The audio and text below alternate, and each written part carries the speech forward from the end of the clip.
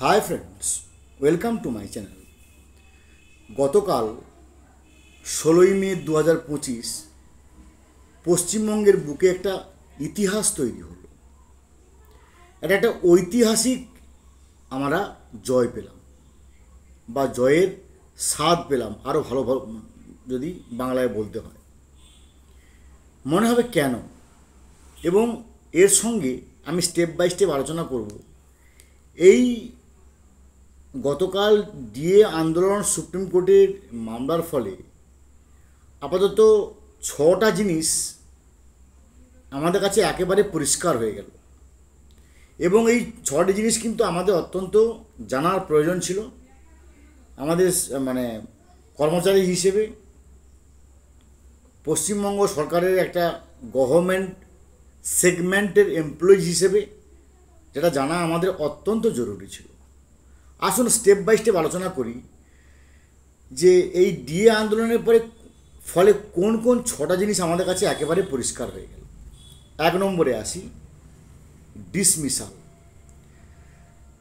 আমরা শুনলাম পরিষ্কারভাবে লাইভ স্ট্রিমিংয়ে জাস্টিস সঞ্জয় কারোল স্যার পরিষ্কার করে বললেন, যার বাংলা তর্জমা করলে এটা দাঁড়ায় যে আমরা পারতাম আজকেই এই মামলাটাকে ডিসমিস করে দিতে, কিন্তু যেহেতু এটা ভারতবর্ষের প্রেক্ষাপটে, তা আগামী আগস্ট মাসে সম্ভবত 4 অগাস্ট এই মামলাটার আরেকবার শুনানি হবে। তখন আপনারা বলবেন। অর্থাৎ আজকে গত 16ই মে গতকাল আমাদের কাছে দুটো ব্যাপার ছিল, যে এই মামলাটা অ্যাডমিশন স্টেজে থাকবে না ডিসমিসাল স্টেজে থাকবে। আমরা পরিষ্কার হয়ে গেলাম যে আর অ্যাডমিশনের কোনো গল্প এখানে নেই। এখানে পরিষ্কার ডিসমিসাল হবে আগামী 4 অগাস্ট কিংবা অগাস্ট মাসের যে ডেটটা পড়বে, সম্ভবত আমরা এটাকে পসিবলি 4 অগাস্ট বলে আমরা ধরছি 2025। ওই 4 অগাস্টই একবারে 100% কেসটা এসএলপি খারিজ হবে, ডিসমিস হবে। তার সঙ্গে আরও আমরা অনেক কিছু পাবো, এইটুকু আশা করছি। এটা একবার পরিষ্কার হয়ে গেছে। 2 নম্বর, 2019 এই মামলাটা হয়েছিল 2008 সালে। 2008 সালের এটা কিন্তু 2019-এর রোপা নয়। অনেকে হয়তো জানেন না, বা অনেকে জানেন, শুধু একটু মনে করিয়ে দেওয়া। 2009 সালে যে রোপা, ইন অ্যাকর্ডেন্স উইথ রোপা 2009, সে রোপা 2009-এর পরিপ্রেক্ষিতে 2008 সালে মামলা করে confederation of state government employees, তার সঙ্গে যুক্ত হয় পরে ইউনিটি ফোরাম, এবং পরে যুক্ত হয় কর্মচারী পরিষদ, এবং তারপরেও আমরা দেখলাম যে ইমপ্লিমেন্ট নোটিশ দিয়ে ইমপ্লিমেন্ট অ্যাপ্লিকেশান দিয়ে সংগ্রাম যৌথ মঞ্চ বৃহত্তরভাবে যুক্ত হয়। তো এই প্রথম মামলাটা 2008 সালে করে confederation of state government employees. তার আমরা পরিষ্কার হয়ে গেছি 2008 সাল থেকে 2019 সালের পর্যন্ত, বা 2019 সালের কোনো একটা কাট অফ মান্থ এই পর্যন্ত যারা গভর্নমেন্ট এমপ্লয়ি আছেন তারাই কেবল এই বকেয়া ডিএ পাবেন। 2019 সালের পরে যারা জয়েন করেছেন তাদের ডিএর কোনো গল্প নেই। এটাও কিন্তু আমাদের কাছে পরিষ্কার হয়ে গেল। এবার 3 নম্বর পয়েন্টে আসুন। 3 নম্বরটা হচ্ছে যে একেবারে জাস্টিসগণ, আমি পরিষ্কার শুনলাম লাইভ স্ট্রিমিংয়ে জাস্টিস সঞ্জয় কারোল একবারে দর্থহীন ভাষায় বললেন, we have gone through the topics. আমরা এই ম্যাটারটাকে ভালো করে গান থ্রু করেছি।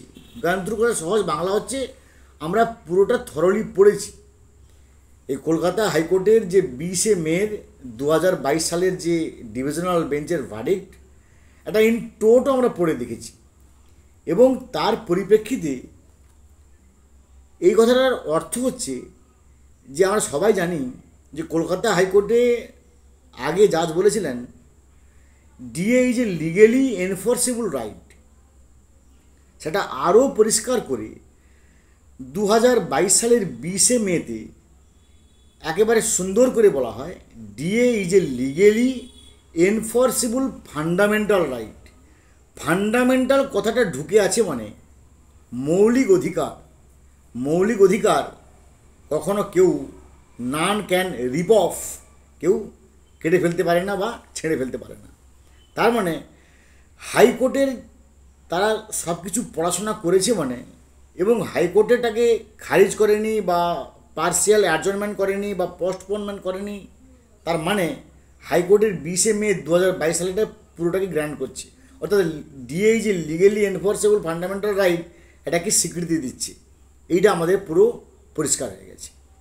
4 নম্বর হচ্ছে যে এই যে 25% বকেয়া মেটানোর কথা বলছে, সেখানে আমরা দেখলাম যে অভিষেক মনু সিংভিজি যে দোর্দণ্ড প্রতাপান্বিত বলে আমরা জানতাম, তিনি একটা টার্ম ব্যবহার করলেন ব্যাক ব্রেকিং লায়াবিলিটিস, যার সহজ বাংলা হচ্ছে কোমর ভেঙে যাওয়ার ব্যাপার।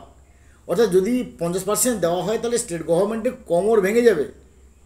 ব্যাক ব্রেকিং লায়াবিলিটি আমরা পরিষ্কার শুনলাম, এবং সেখান থেকে 25%-এ মানে 25%-এ ফিক্সড হলো।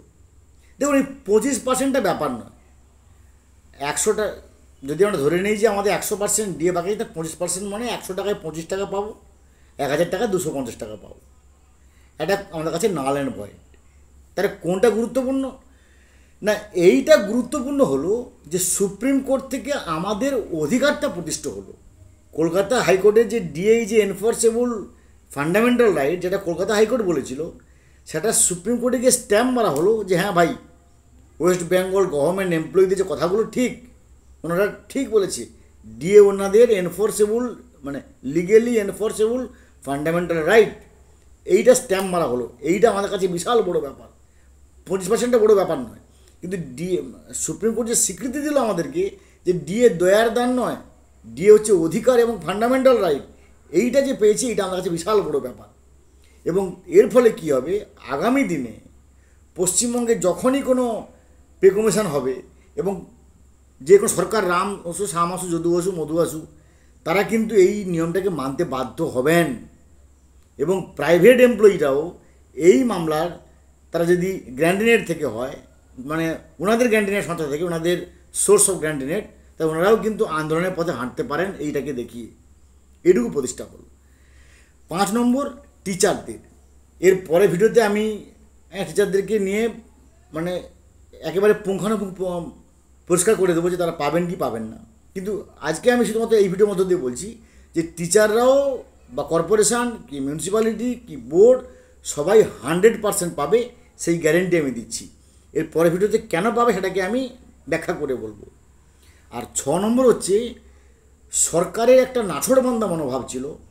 কখনো আমাদেরকে কুত্তা বলেছে, কখনো আমাদেরকে বিড়াল বলেছে, কখনো আমাদেরকে চোর বলেছে, কখনো আমাদেরকে ডাকাত বলেছে। তার আন্ডারে আমরা কাজ করি, আমরা গভর্নমেন্ট এমপ্লয়ি, আমাদেরকে চোর ডাকাত কুকুর বিড়াল বলা হয়েছে। তাদের যে পারসিস্টেন্ট মেন্টালিটি নাছোড়বান্ধা মনোভাব ছিল, সেটা কিন্তু হ্যাজ বিকাম সাবসাইডেড। অর্থাৎ সরকারকেও মানতে বাধ্য হয়েছে যে ভাই ডিএ আর দয়ার দান নয়, ডিএ হচ্ছে লিগেলি এনফোর্সেবল ফান্ডামেন্টাল রাইট। এটা আমাদের কাছে সবচেয়ে বড় ব্যাপার। এই 6টা বিষয় একেবারে পরিষ্কার হয়ে গেছে। ভালো থাকুন, have a good day, thanks.